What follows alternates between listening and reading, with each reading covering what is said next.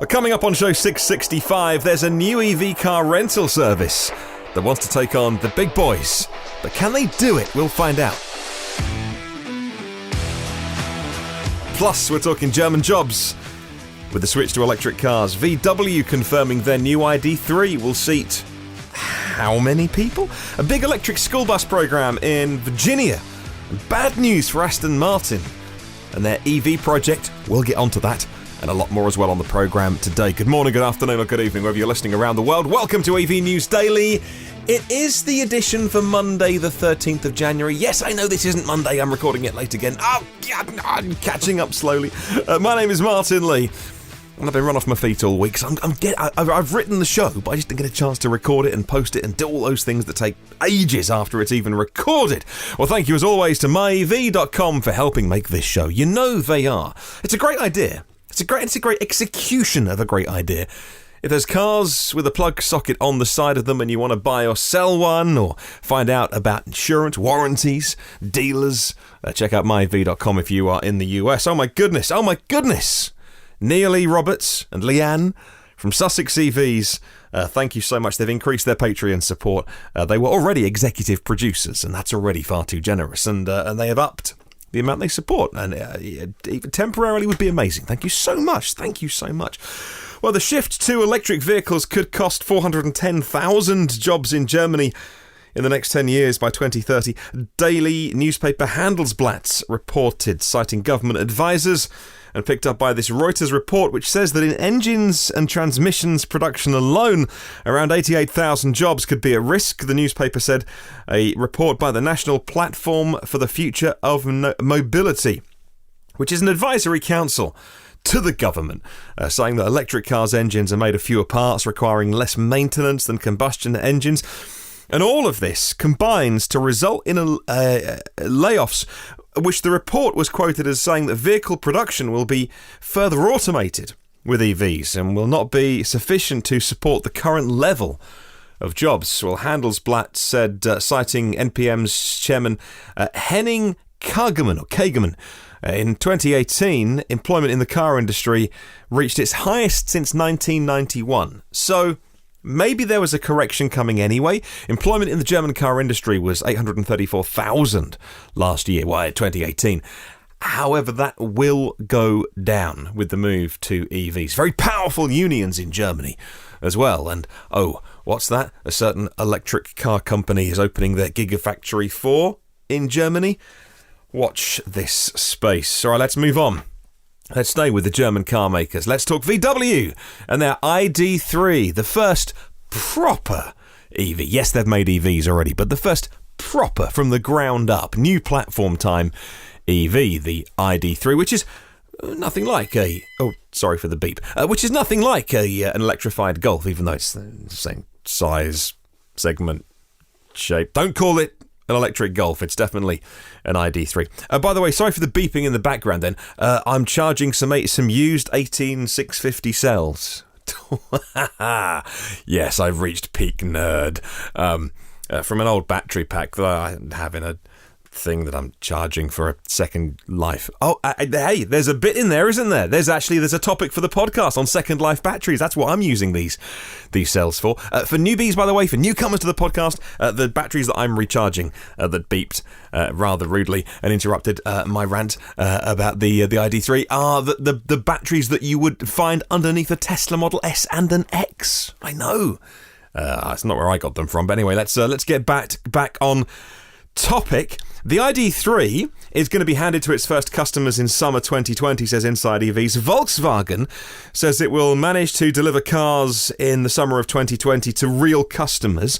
So no change in the timing there. Staff get theirs beforehand, though, for testing. The German manufacturer is making the first batch of ID3s right now, stored in very special parking lots, only to be tested by employees. Now, photos of the facilities have been provided by the German EV rental company Next Move. In a video they posted to YouTube, Volkswagen has seemed to confirm that the first edition cars will only be available with a few less features than maybe you thought. If you're getting yours before anybody else, the first edition cars, single zone climate control, the dual zone climate they talked about will be coming later in other models. There's going to be no park assist feature in first edition. There are parking sensors. There's emergency braking, but there'll be a slight change to the tweak there for those people that thought they were getting that spec. The biggest thing that seems to be news, though, is the ID3 being a 4-seater. What? The battery versions, which are 45 and 58 kilowatt hours, are going to be 5-seaters. But the biggie, the 77 kilowatt hour battery, and this seems to be reported everywhere today, so I'm going to go with it. I've got more than one source. It's a 4-seater. What? I'll say again. Moreover, the biggest battery pack cannot be combined with the big old panoramic roof either. The reason seems to be weight. It would be too high, too heavy. If you added the big battery, the glass roof, and a fifth passenger as well, that seems to be the logic on that. Interesting. Not too many cars in that segment are 4-seaters. Would it be a deal breaker for you? I don't think it would be for me. I can't think of the last time there were 5 people in my car. Of course, these days there's a baby seat taking up 1.5 spaces, so that kind of rules out 5 people being in the car. Right, let's move on. And the largest electric school bus program in the US is being launched in Virginia.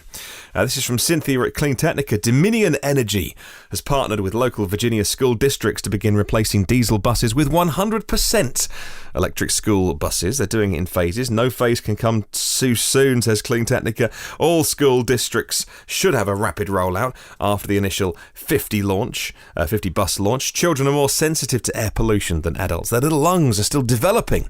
Their tissues are still young. And we pollute them by being on stinky old school buses. Well, Clean Technica writes that the buses can be used as batteries for the grid or for electricity use, off-grid as well. Dominion Energy shares that when not in use, the new school buses can be tapped as an energy source through vehicle-to-grid technology. And if energy needs are high or if renewable resources are intermittent, the school bus batteries will provide stability to the grid, and during a power outage or even an emergency, the batteries could serve as mobile power stations. You could drive the school bus to an area that needs them. Over 1,000 electric school buses would provide energy for 10,000 homes worth of power. Okay, let's move on. This is troubling news. I thought that once everybody decided to make EVs, that they'd find it easy and they'd show Tesla how it's done. At least that's what we've been told for years from the Tesla haters. After officially launching the production version of their first EV last year, Aston Martin seemed to be walking back a little bit. The Rapide E electric car program is either on pause or it's been mothballed or it's been killed completely, depending on which article you read today. According to Electrek, the British automaker Aston Martin, which unveiled a prototype of the Rapide, converted to an all-electric drivetrain. The Rapide E was back in 2015. 2 years later, started working with Williams Advanced Engineering, the tech bit of Williams Formula One team, for the powertrain. Last year, we saw the production prototype of the Rapide E, and at the Shanghai Auto Show in April 2020, they were very positive about it. But 1 year later, it seems the company is cancelling, pausing, mothballing the whole project and shifting the program into more of an EV research thing, but not a car. Okay, let's move on. There's an electric car rental company, and they're expanding into further cities, and they hope to show the big car rental companies how it should be done by only using electric cars. Well, the Tesla Model 3 and Model S are now available if you want to rent them at Potsdamer Platz in Berlin and 3 London locations for UFO Drive, says Electrive. The electric vehicles are picked up and returned at the fixed stations, not one of these ones where you can kind of pick it up in one place and just leave it on the side of the road like many car sharing schemes. But I've had a look online today. The London ones seem to be, I think Park Lane was up and running. There's 2 more that said coming soon.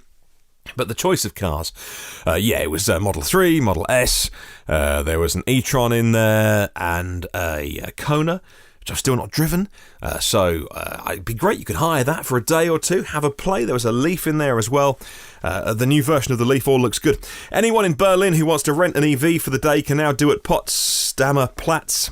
In the Mall of Berlin, it's a multi-storey car park. The company has entered into a partnership with the parking provider. The Model 3's now available in the parking garage. You pay €99 for a Model 3 a day and €149 a day for the Model S.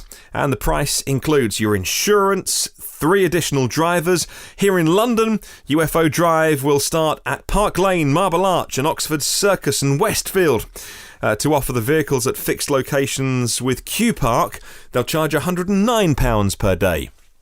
Although again, like I mentioned, I looked at this earlier, they got a little calendar and there was someone there for £99, not £109. So the prices were cheaper Monday to Thursday. They were going up at the weekends, but they looked like they had availability. If you want to try them out, they're called UFO Drive. Let me know your experience, good, bad, indifferent. I might give them a shout and say hello and find out more about them. It'd be great if they could inspire more of the really big car rental companies to start moving to EVs as soon as possible. Right, 2 more stories. Nissan has announced the pricing for the 2020 Nissan Leaf in the United States. The 2020 Leaf, it comes in 3 trims, S, SV and SL. The S and the SV are offered in the plus versions with larger battery packs. The SL only comes with the plus version. Cheapest Nissan Leaf for this year is the Leaf S with the small battery, 40 kilowatt hours, and that is going to set you back $31,500 plus $1,000 destination charge, according to slashgear.com. And move into the Plus range, and you can get the Leaf S Plus with the big boy battery, 62 kilowatt hours. That starts at 38 and change, and the Leaf SV Plus starts almost 40k. The Leaf SL Plus is almost $44,000. Wow, those Leaf prices with the big boy battery. They are going up, aren't they? And they're getting into the territory where if you're spending $44,000 on a Nissan Leaf, well, I wouldn't be surprised if your head was turned by some other cars, actually, because it's a nice Leaf, but it's a lot of money for a Leaf. There are some key changes made to all the 2020 models in the US. Nissan Safety Shield 360 Standard, get automatic emergency braking, pedestrian detection, rear automatic braking, rear cross-traffic alert, blind spot warning, lane departure warning, high beam assists, intelligent forward collision warning, intelligent lane intervention, and blind spot intervention for this new model year. That's on all of them, by the way. And finally, the spike in interest from Chinese citizens for the Tesla Model 3 comes after Tesla did announce a $7,000 price decrease for the made-in-China Model 3. Well, the strategy was used by Tesla to undercut popular local automakers and fellow premium segment rivals in China, says Teslarati today. Well, the Twitter user and Tesla enthusiast on Twitter @Ray4Tesla uploaded some photos of a Tesla Experience Center in Shanghai over the weekend. It was filled with people ordering their electric vehicles, and reports from local media state that hundreds of Model 3s are being ordered in every store every day, and 1,200 are being ordered daily in China. We will follow that story of the price going down and the orders being pretty strong. Right, question of the week time then. I'll read out your answer on Sunday's show. With myev.com, which car company would you like to see doing more to embrace electrification, and why? Which car company would you like to see doing more to embrace electrification, and why? You can email me, hello@evnewsdaily.com, or leave a comment on the YouTube comments or socials. There are 663 previous shows. No, not 664 previous shows. Wherever you get your podcasts from, in all the usual places. And if you could leave a little review, that would mean a lot. It really helps other people find the show. If you can rate and review and say a few words about what people can expect. Thank you to Phil Roberts of Electric Future, Brad Crosby and Avid Technology, all our premium partners. Come and say hi on social media by searching EV News Daily. Have a wonderful day. I'll catch you tomorrow, and remember, there is no such thing as a self-charging hybrid.